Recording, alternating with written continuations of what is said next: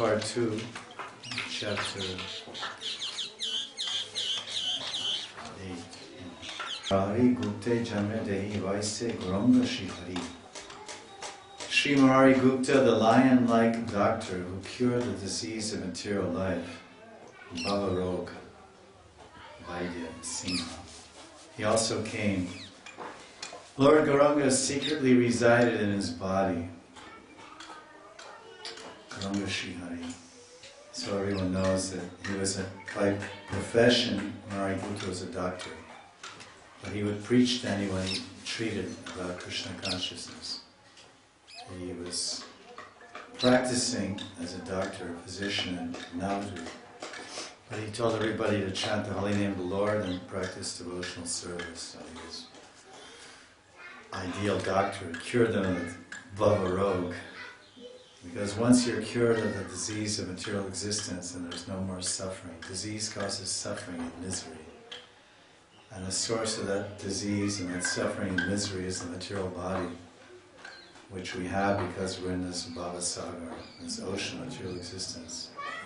Disease. And we heard in the Bhagavatam in the chapter 33, 10th canto, this Ridrogam Kamam, this is a Ridrogam. Rogam means, as it says here, rog. Bhavarog and Ridrog, disease of the heart. Disease of the heart is, of course, desire. Desire is the cause of all our suffering and the cause of material existence. Bhavasagar. Bhavarog Vaidya Singha. So Krishna consciousness is the cure to the disease of lust and desire and material existence. So every one of us should be a doctor. And the first patient we should cure is us. The first patient is us. In Rome or Greece they said, physician, heal thyself. So everyone should be a doctor like Murari Gupta and heal themselves. Because we're in that Bhavarog, we're suffering from material existence. When we fully take up Krishna consciousness, then Gauranga will secretly manifest in our heart. Gauranga Shri Hari. It's very interesting. Gupte Janme. Vrindavana's Thakur, Vedavyas is having a play on words here. The word Gupta is a caste. It can mean a businessman or it can mean a Brahmin. So not a Brahmin, but it can mean a doctor or a businessman, Gupta. So he said, he's Gupta, he's Murari Gupta. And Murari, of course, is a name for Krishna. Krishna's Murari. He killed the Mora demon, who was a particular demon protecting the kingdom of Narakasura, I think. Mora demon, he lived in a moat. There was a moat surrounding the palace, and he came out of the moat like some kind of dragon with 3 heads or something, whatever. And he fought very valiantly against Krishna, and Krishna killed him. Ari Mora. Ari means the killer of the Mora demon, Murari. But Murari is a beautiful name for Krishna. Krishna Murari, Sri Krishna Murari. That bhajan is there, Bangladeshi bhajan. Sri Krishna Murari. How's it going? Mama Mana Mandire. Mama Mana Mandire. Mama Mana Mandire Krishna Murari. So Sri Murari Gupta, very beautiful. What Vedavyas Vrindavanadas Thakur is showing here. He's taking the name Murari Gupta and explaining the whole internal secret reason for Krishna's appearance. The internal secret reason for Krishna's appearance, the Antar Karan, or his appearance as Caitanya Mahaprabhu, was to relish Radharani's Mahabhava, which is secret, which is Gupta. Gupta means gopi. The word gopi, the root word of the word gopi is gup. Gop means secret, hidden, concealed. So concealed, Gupta, Murari, Gupta. Concealed Murari, hidden Murari. Murari is Krishna. Hidden Krishna. Antar Radha, Bahir Radha, Antar Krishna. So Caitanya Mahaprabhu is Krishna internally, Krishna inside, but outside Radharani's Kanti. And internally Krishna is relishing Radharani's Bhav through her Kanti. So Murari Gupta, he says, he cured the disease of material life. Gauranga secretly resided in his body. So it's Murari Gupta, then Gupta. Because Gupta means secret, so Vrindavan Thakur, so he's Gupta, he's Murari Gupta. He was a doctor, this is his external identity. But his name indicates something. His name indicates Gupta, something about Lord Caitanya. Lord Caitanya is called the Chana Avatar. In the 7th canto of Bhagavatam, Prahlad Maharaj, he talks about an avatar called the Chana Avatar. Chana means hidden. Caitanya Mahaprabhu is a hidden avatar, not so clearly revealed in the Shrutis or Smritis. Something in Puran you can find, but in various smaller literatures there's some references. In Mahabharata there's an indirect reference also. Suvarna Himango. It says Suvarna Himango. And that the Lord comes in the end of Dwapara Yuga, Suvarna Himanga. He comes with golden limbs and a golden radiance. And that indicates, this verse from Mahabharata indicates Lord Caitanya. So he's saying that this Gauranga Sri Hari, because Gauranga is Sri and Hari. Sri Radha is Gauranga and Hari. So when he says Gauranga Sri Hari, he said he's Gupta, because Gauranga is Gupta. What is the hidden thing about Gauranga? Gauranga is hiding that he's actually Sri Hari. Gupte Yanre Dehi Oise Gauranga Sri Hari. He says Gauranga, then Sri, then Hari.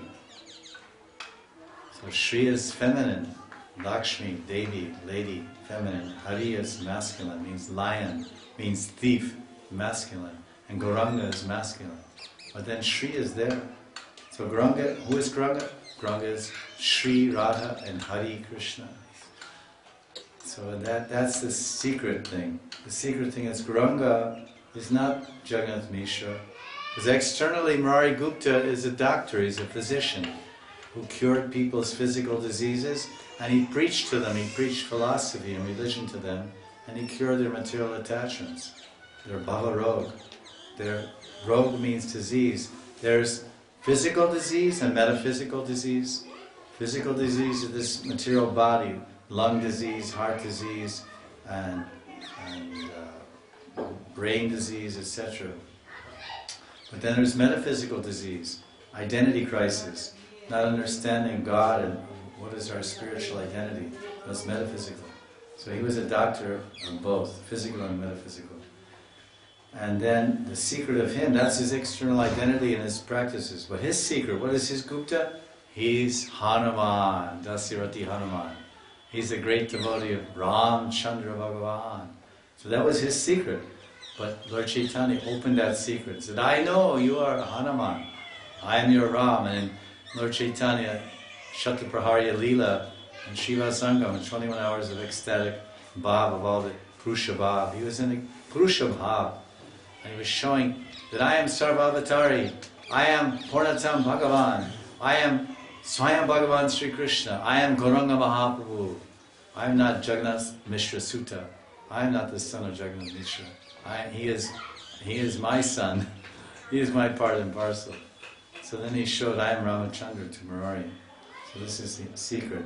And he was secretly residing in his body. Gauranga was secretly residing in his body. So another meaning of this secretly residing is that Gauranga is secretly residing in the body of Hanuman as what? Sitaram. Sri Hari. Sri Hari. Gauranga is secretly residing in the heart of Murari Gupta, who is internally Hanuman, as Sri Sita Devi, Hari Ramachandra. Shakti Shaktiman, Purusha and Prakriti. Bhagavatam and Bhagavati. So this is also there in this beautiful verse by Vrindavan Thakur. Bhavaroga Vaidya Singha Chalila Murari Gupte Yanre Dehi Vase Gauranga Shihari. Gupte is mentioned once, referring to line 1, Murari, Gupte. And Gupte in line 2, which is only mentioned once, refers to Gauranga Shihari. So much depth is there in the mind of these acharyas when they write this Sanskrit. Chalilena Shri Gurud Pandit Harishe Nama Bale Janreja Na Langila Sarpa Bishe. Shri Garuda Pandit also happily came. By the influence of the holy names, he was not affected by the poison of a snake. Interesting. His name was Garuda Pandit. And everyone knows that Garuda's food, the food of the eagle Garuda, they like the snakes too much. Birds seem to eat snakes, like peacocks eat cobras, and Garuda would also eat snakes. And Kali was very much afraid of him. So what this means is that the Kali represents envy. Snakes represent envy. Envy is the basis of the material world. It's explained in Bhagavad Gita, the 7th chapter, verse 25. Icha dvesha samutena dvandva mohina bharata. Dvesh, irshya, dvesh, envy. Desire and envy. These are the substratum of the material world and human beings in this world. We are creatures and victims of our desire and our envy. And we are trying to come to the plane of desirelessness and love. Love itself, pure love, is actually desireless. It is devoid of selfish interest or selfish desires. Pure love has only the interest of the beloved in the heart. There is no separate interest. This is the meaning of pure love. You're my everything. What you want is what I want. What you need is what I need. What you feel is what I feel. What will make you happy will make me happy. This is the pure love of Radharani for Krishna and all the parishads. And the opposite of that is envy and selfishness. So that when devotees come, then the snakes, they run. The materialist is a snake-like being, full of envy and desire. So Garuda Pandit, he was a devotee. He's a parishad of the Lord. He was named Garuda Pandit. There's a story about him in Adi Leela, which I can't remember. But the idea is that it also has an identity in Krishna Leela, Garuda Pandit. Does anyone recall? I don't remember. When Garuda Pandit is mentioned also. But he wasn't affected by the poison of a snake, which means that he was preaching Krishna consciousness, and the poison of material desire and the poison of envy could not touch his heart, because he was a lover of Gauranga. He was existing on the plane of pure love. The associates and the parishads of the Lord, they eternally exist on the plane of pure love, so they can never be affected by the envy of this world when they come into this world. And they can never be affected by the desire which runs this world. This world is running on desire. The material world is only running on one thing, material desire. When material desire stops, karma stops, and the material world stops. Of course, it's the desire of the Lord also, Vishnu, to manifest this world. So Garuda Pandit was not, by the influence of the holy names, he was not affected by the poison of a snake. I think what the pastime was, he was bitten by a snake, possibly. I can't remember. Do you remember? Adi Leela, I can't remember. But we can assume, it's an assumption by my part, because I can't remember. But because we know in the village, we live in this village, there's what we call mantra doctors. And there's one person who lives here near Aring, and he's expert in chanting mantra to save someone from snake bite. So if someone is bitten by a cobra, he will die in 5 minutes, guaranteed. Or within a half hour. It depends on whether they apply a tourniquet. They apply a tourniquet between his heart and the poison bite quite soon, and the poison will move so fast through his bloodstream. Right? Doctors out. So if the people are smart enough, usually they're bitten in a foot or leg. If you tie in the calf very tightly and cut the blood supply, the poison is somewhat localized between there and the tourniquet, which means a rope. And then you rush him to the mantra doctor, and then they chant mantra, and they go like this, and they bring the poison out of the cut. I know one Gurukul person, I don't know, maybe he's a teacher, I forget, I can't remember his name. He was in Mayapur. He was bitten by a cobra one night coming back from a program in the Gurukul in Mayapur. There was cow dung huts and all that stuff. And then he was taken to this doctor, who was in Krishna Nagar, quite far away. About 40 minutes away. I think they tied his leg also. And he got there and they chanted mantra. And moving his hands over his legs, something like Reiki, but I think touching the leg, chanting mantra. And the snake bite was bleeding slightly because it pierced the skin. And gradually, as the doctor chanted the mantra, it started coming, the blood became darker, darker, darker, it actually became black. It became black because the venom somehow distorted the color of the blood. You know, the poison, the snake venom distorted the color of the blood, so it was actually coming very dark, red, almost black. And this boy told me himself.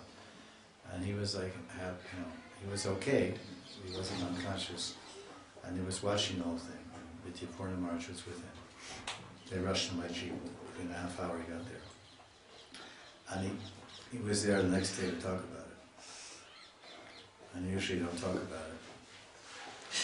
So Guru Pandit, so he was chanting, he was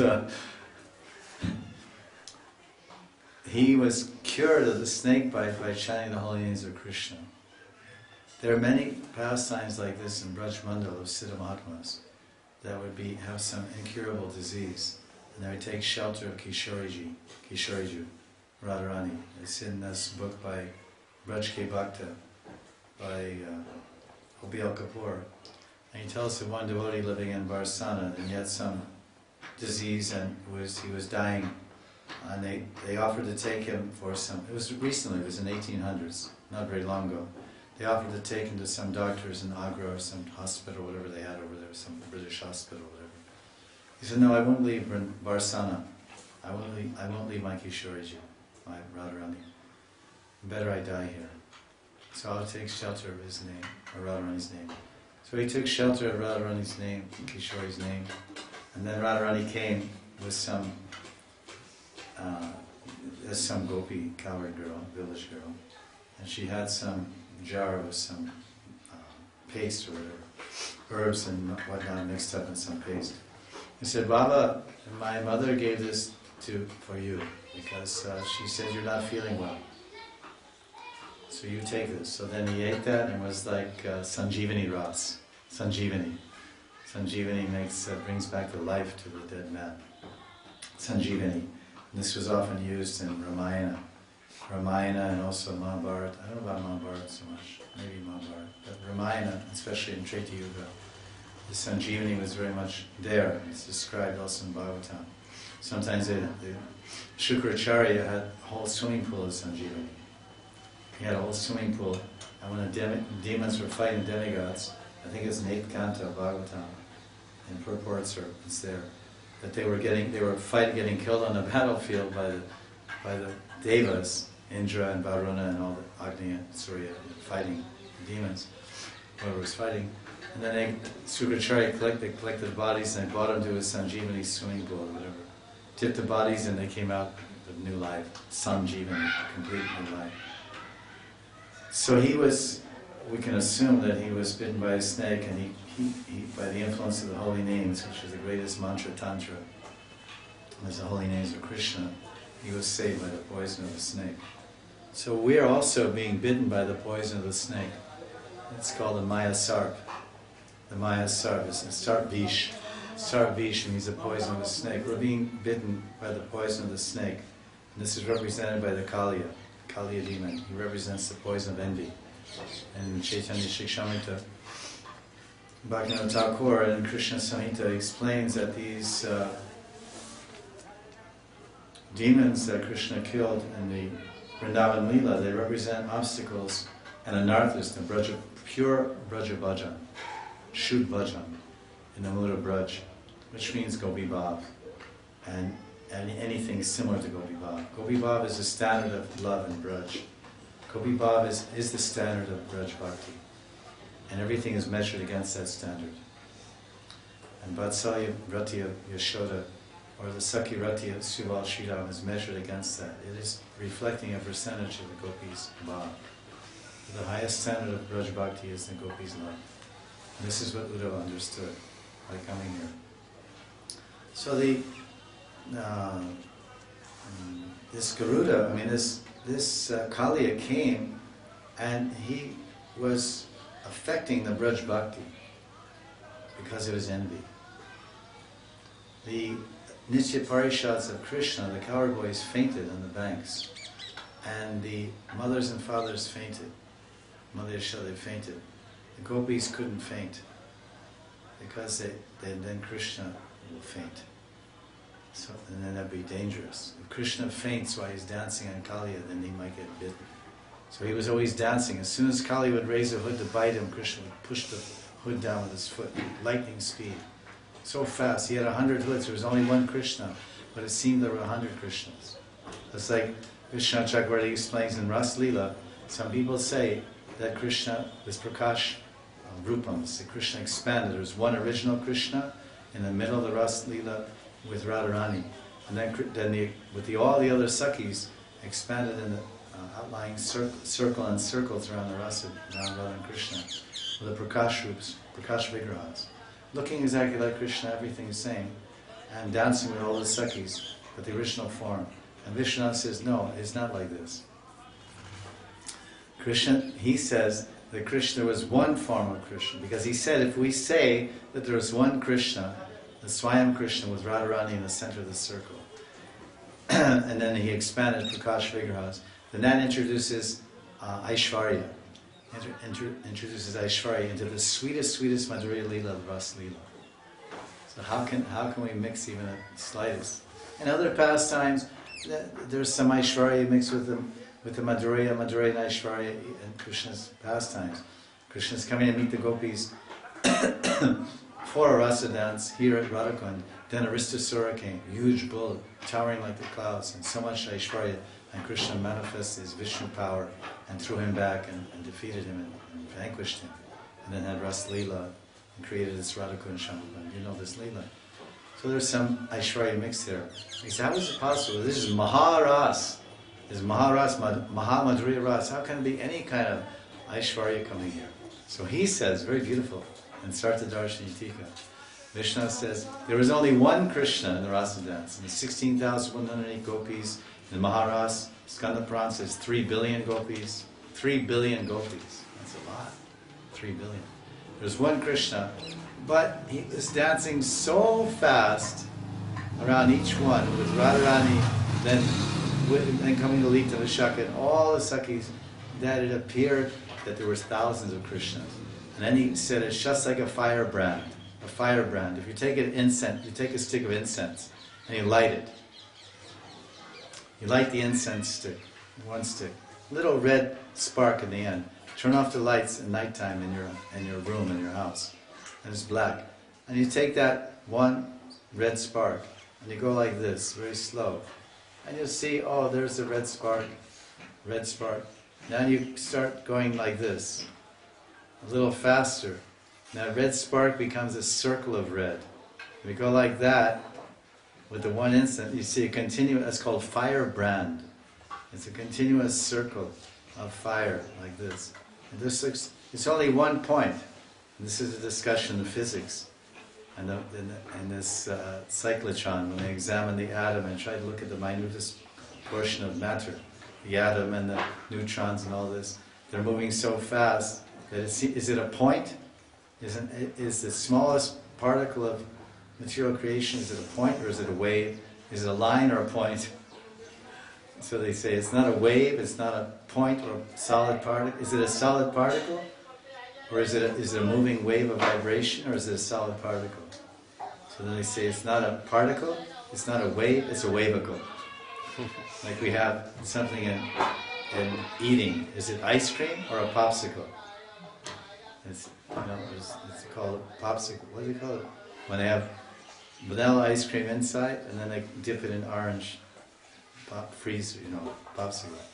There's a name for that. Ice candy? The popsicle is, you have this liquid stuff that's like, orange and that, and you dip it in, it's like ice, like frozen ice. Then cream. But there's a name for that, I forget.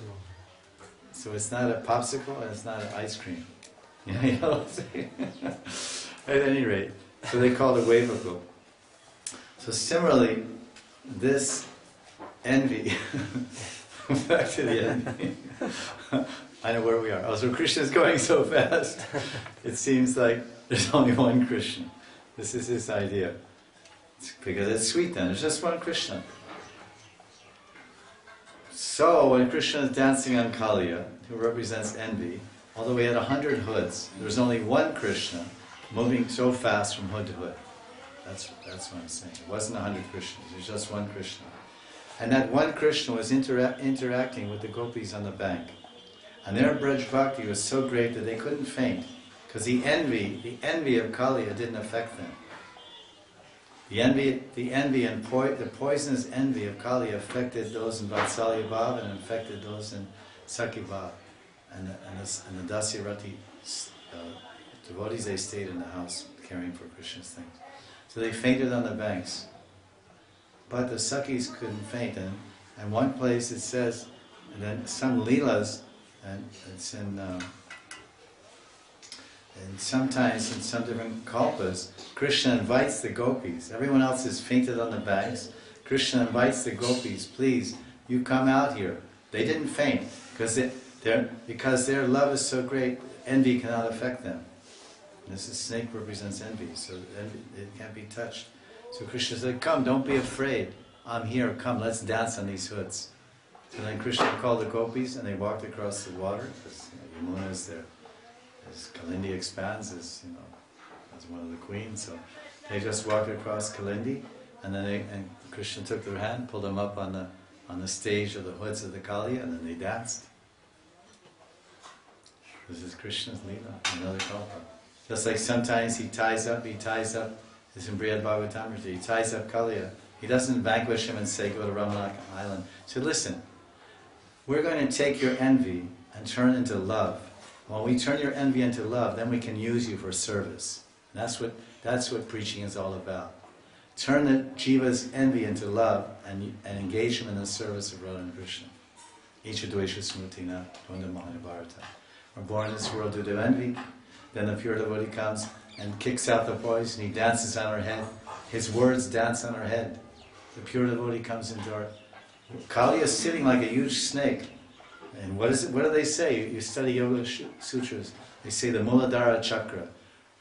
In the Muladhara, the root chakra, at the base of the spine is the Susumni Nadi. The main Nadi, Susumni Nadi, main psychic nerve center. And that's where the Kundalini serpent is coiled. The Kundalini serpent. The Kundalini of the chakras of all this, to carry you to Brahman.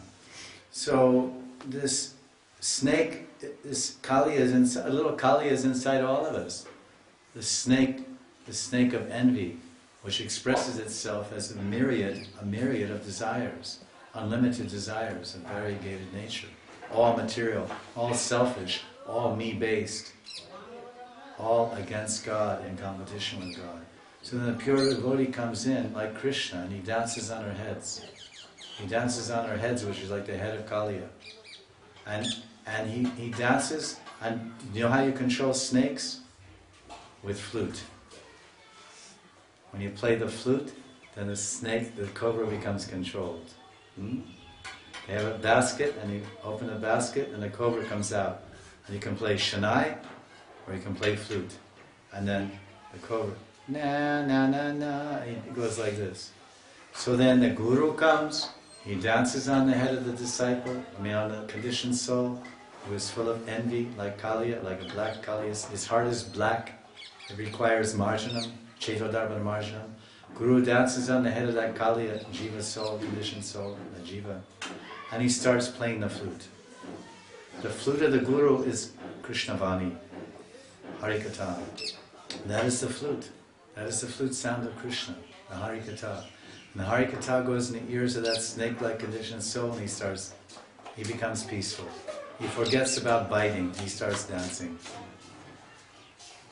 The snake naturally, bong, he bites.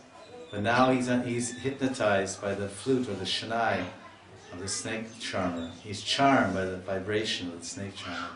So the envious Kaliya-like conditioned soul becomes charmed by the snake charmer known as Guru. And he speaks the words which are the vibration of Shanai and flute. And then instead of biting that well-wisher, that Guru, that preacher, then he becomes tamed, he becomes peaceful, then he starts moving, dancing.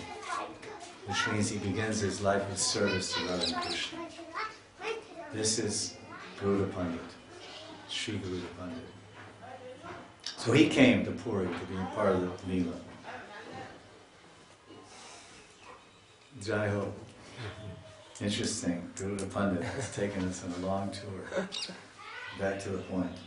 Chali Lena Gopinatha Singha Mahashaya Akura Karya Jamre Gora Chandrakaya. Sri Gopinath Singha also came. Lord Gaurachandra would address him as a Kura, because apparently in his Krishna Leela, Gopinath Singha is also a Kura. Must be elderly to Lord Gaurachandra. Must be something like an uncle figure. I can't remember his. We haven't actually studied Adi Leela yet in our Caitanya Bhagavata. Excuse me, it's a Caitanya Charitamrita reference. And of course we studied that, but I can't remember. His name is there, and there's a purport there in Adi Leela chapter 10, verse 76. And we could have brought the book and read about these things, but unfortunately. What do you want? Huh? Yeah. You have it here. Yeah, you can get it out. Let's look at it. Because the more we glorify the Vaishnavas, the more chances are we have of becoming one.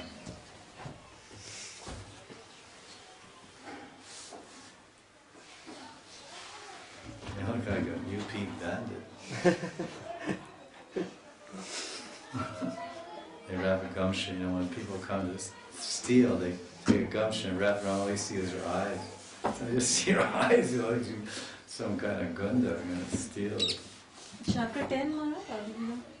This is Caitanya Charitamrita, Adi Leela, chapter 10. 76. It's probably in the purport. Adi 10, 76.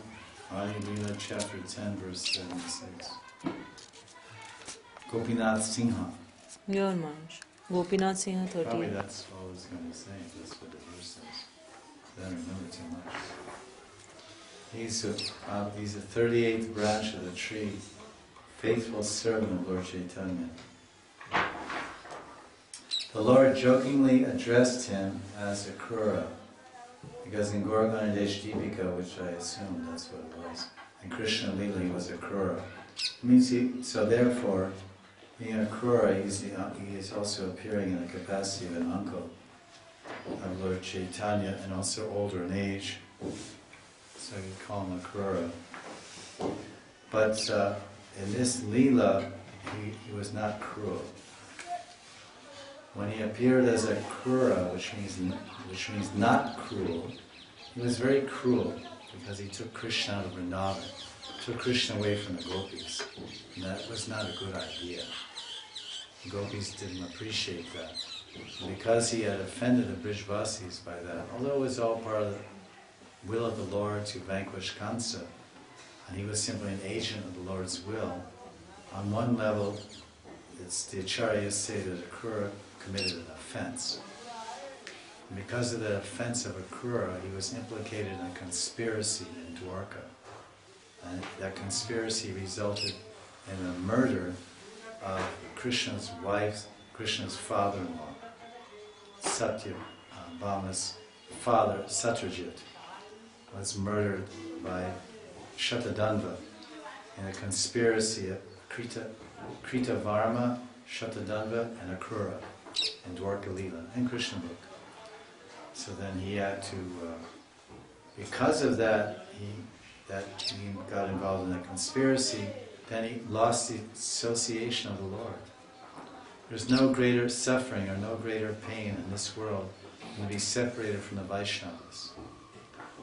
We can understand that. We don't know what it's like to be, we're not parishas of the Lord. We don't know what the pain and suffering is to be separated from the Lord. We can see how Radharani suffered in separation from Krishna, and read about it, and hear about what Uddhava witnessed when he came here and saw. But Akrura, as a result of that curse, he was separated from the Lord. And that's what happens when we get cursed, when we do something where it's wrong, we get separated from the devotees, we get separated from the Lord, and if it's really something bad we did, we can even get separated from Bhakti Devi. Bhakti Devi will leave our heart, and then we'll become interested in material life. Bhakti Devi carries with her Yoga Maya. And one is under the influence of Yoga Maya. When Bhakti Devi is residing in someone's heart, then he's under the influence of Yoga Maya. Yoga Maya is known as Daivesha. Mahatmanastu Mamparta. What's the second one? Daivam Prakriti. The devotee Mahatma, the Bhakta, is under the influence of Daivi. This is Daivi Prakriti. Daivi Prakriti means the transcendental potency of the Lord, which means Yoga Maya. So when a devotee offends, makes a great offense, the mad elephant offense, or seriously offends the Lord or his devotees, then Bhakti Devi even can leave. She'll never leave, but she'll become hidden.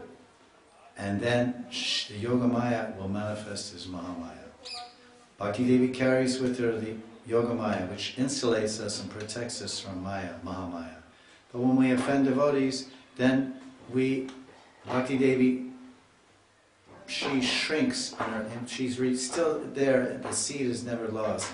Bhakti is never lost. It's transcendental in the chitta, the jiva, and the consciousness. But because of offense, then she doesn't give us her mercy. So she conceals, she hides herself. She becomes avirtam. And she withdraws Yoga Maya. And then she manifests, and Yoga Maya manifests as Mahamaya, and we become interested in material enjoyment. We become interested in Maya. And we fall in Maya. This is a very technical way of describing how someone goes into Maya. And then again, when someone repents their offense to devotees and to Krishna, and begs for forgiveness, and surrenders again, and begs Bhakti Devi to be merciful to him, and begs Srinam Prabhu, which is the representative of Radha and Krishna in the tangible life of a sadhaka. The personal representative of Radha and Krishna in the life of a sadhaka is the Mahamantra.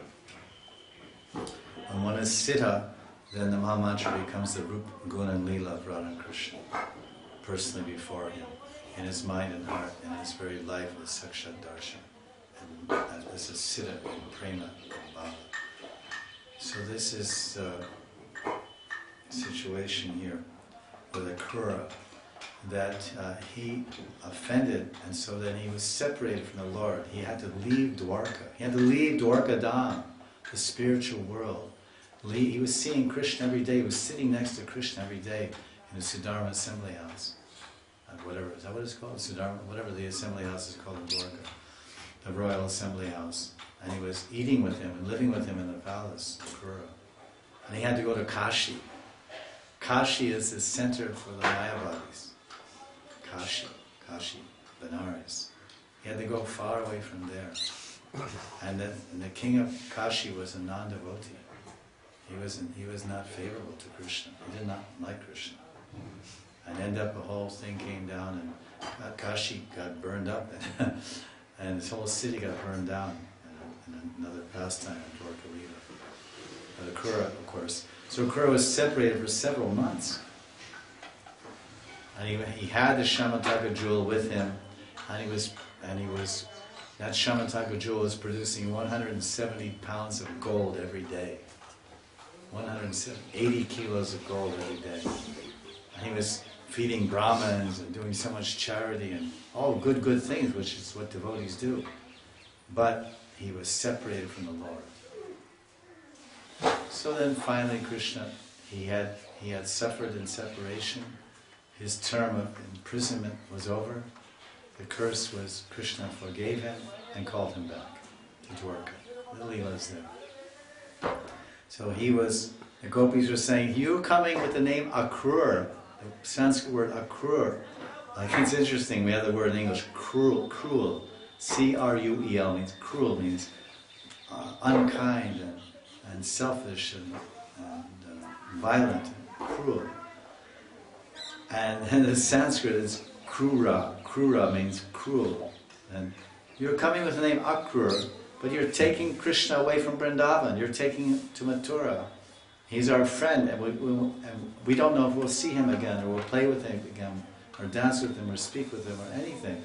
So what is this? Providence gave you the wrong name. And so he felt, so when he came into Gaur Lila is called Parishishta Lila. Gaur Lila is called Parishishta. Parishishta means addendum. Like you write a book or epilogue. If you write a book and you finish the book and you say, actually, there's something more I have to say. I finished this book, I have to add some addendum, epilogue. I have to add something more. Epilogue. Loge means speech. Epi means additional in Greek. So epilogue. I have to add some more things. I have to add something more. Then they add another chapter, another concluding idea. Epilogue. So then the Parishishta Lila. That is Gaur Lila's Parishishta. Because some things were unfinished in Krishna Lila. Like Krishna's debt. Krishna said, oh, naparyeham, oh gopis naparyeham. Ham napari. I can't repay you. Apari. There is no other way, no way I can find to repay the debt that I owe you, because you've loved me so much. You're thousands and thousands of gopis loving me in thousands and thousands of ways and expressions. And I'm only one, so how can I love you equally? I'm receiving thousands and thousands of love from thousands of gopis, girlfriends, and I'm only one. I would have to be thousands of me to repay all of you. My love is divided amongst all of you. So then Krishna had a debt. So then he came as Gauranga Mahaprabhu. And how did he pay that debt? He enlisted thousands and thousands of lovers of Radharani to serve Radharani. Because he tried to serve Radharani and repay his debt. But Radharani expanded herself into thousands of gopis to serve Krishna. Millions of gopis to serve Krishna. And Krishna was one. Krishna is two, Bhagavan Swayam. So then he came as Gauranga. He said, okay, I'm going to try to repay my debt. So this is the epilogue. So now, Gopinath Akrura, he made an offense. He was cruel. So now he had to come back in a form which was not cruel. He had to come back in a form which did not express any cruelty to the Lord or his devotees. So he came back as Gopinath. Shri Gopinath Singha Ki Jai. So the Lord would jokingly address him as Akrura. So no one cursed Gopinath Singha. He was never separated from the Lord. He was associated with him in Navadvip Leela and also in Puri Leela. So he rectified, he made amends. He rectified the situation and became rightly situated. It's all part of the Leela. But this is Shri Gopinath Singha, who is Akrura. Now he really became Akrura, not cruel. That's the nature of the Audarya Leela of Lord Chaitanya. There's no cruelty in this Leela. Krishna's Leela leaves some room for some cruelty. Although one of the most cruel agents was Akrura. It's interesting. One of the most the demons were not cruel. Was Bakasura cruel? Was Putana cruel? You can say, oh, Putana was very cruel. Putana was a Kechari. She's a vampiress. Vampiress. Gets little babies, bites their neck and sucks their blood. That's called vampire. And she was a mystic yogi, so she was a Kechari vampire. Some vampires, they're terrestrial and some are aerial. There's terrestrial vampires, they live in Transylvania, which is in Romania. There's a country called Romania, and there's a place called Transylvania. A lot of Vanias there. And all those people went to America and made a state called Pennsylvania. So I can only wonder what's there. Because that mania, what's common? Mania, Romania, Transylvania. So some manias there, some madness. At any rate, so and they walk on land, those vampires. But this, maybe they fly also, usually have some cape or something, they go like this. They come, you must have seen, you've seen the movie, no? You saw? I saw when I was 10 years old, 55 years ago. I saw the movies. And it's still popular, I suppose. Yeah? You saw?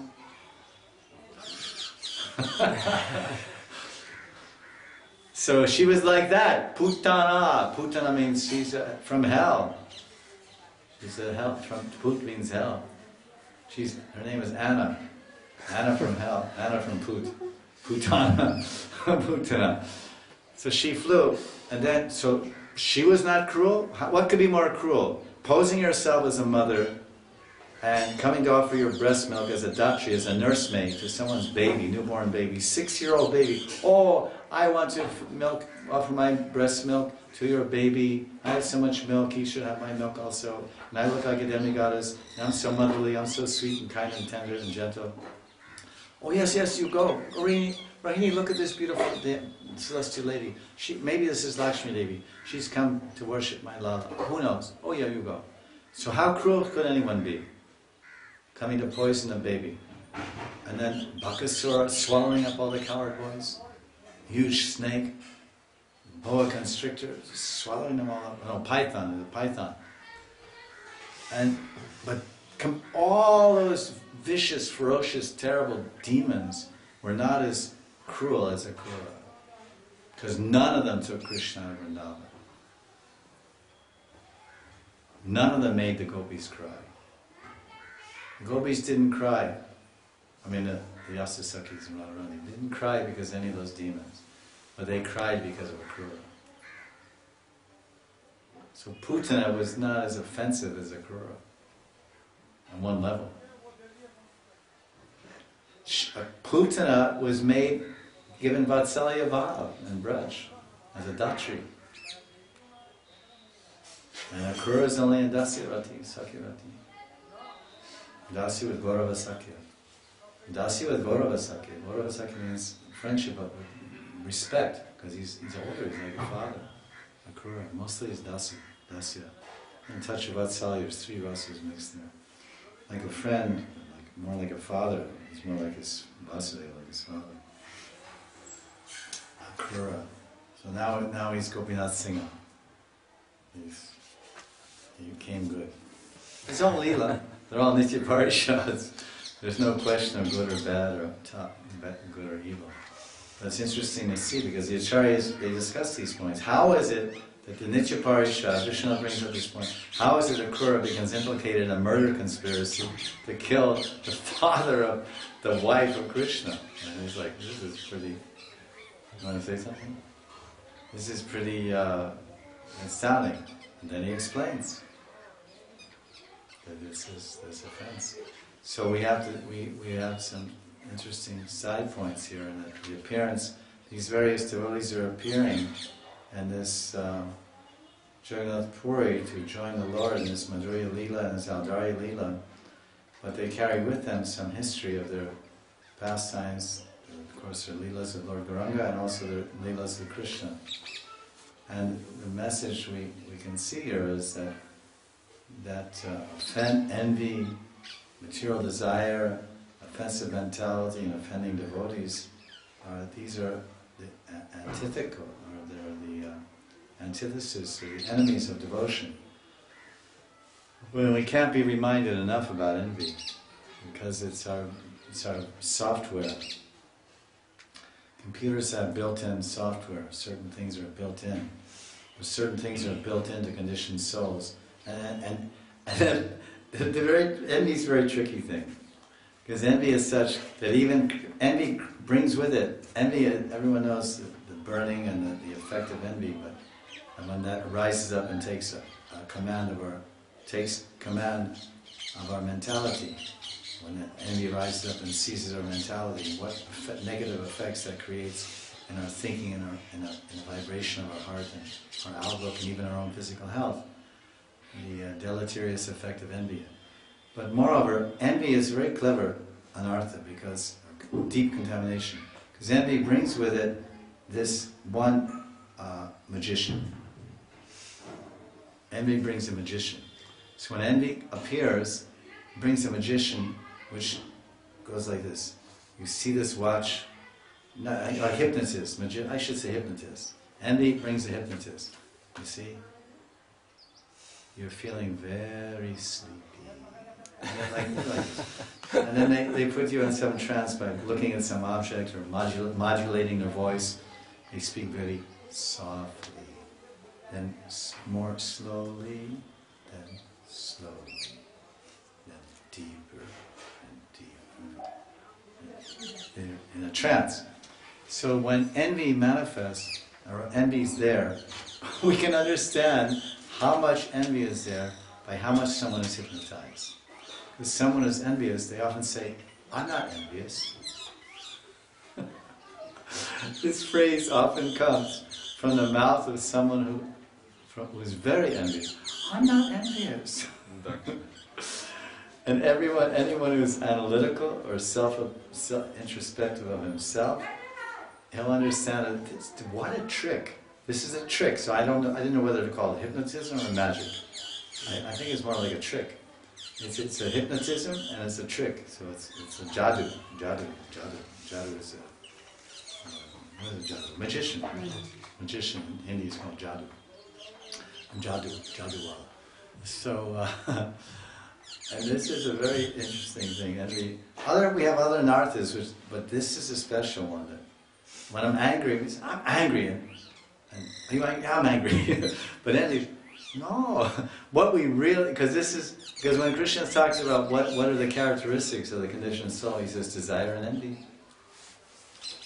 Because that brings up all the other things come automatically. Greed and anger and lust, they all come along with envy and desire. So that's why the whole idea of spiritual life or self-realization or yoga is to change the quality of desire and change the content of the mentality. Replace envy with love. Replace enjoyment with service. And it's like we want to enjoy the service of other objects and people. Other objects should serve me, people should serve me, and then I derive enjoyment. So then we replace enjoyment with service and envy with love. And then when love comes, then selfishness becomes selflessness. And greed transforms into compassion. Greed means taking from others, from my position, and compassion means distributing and helping others to improve their position.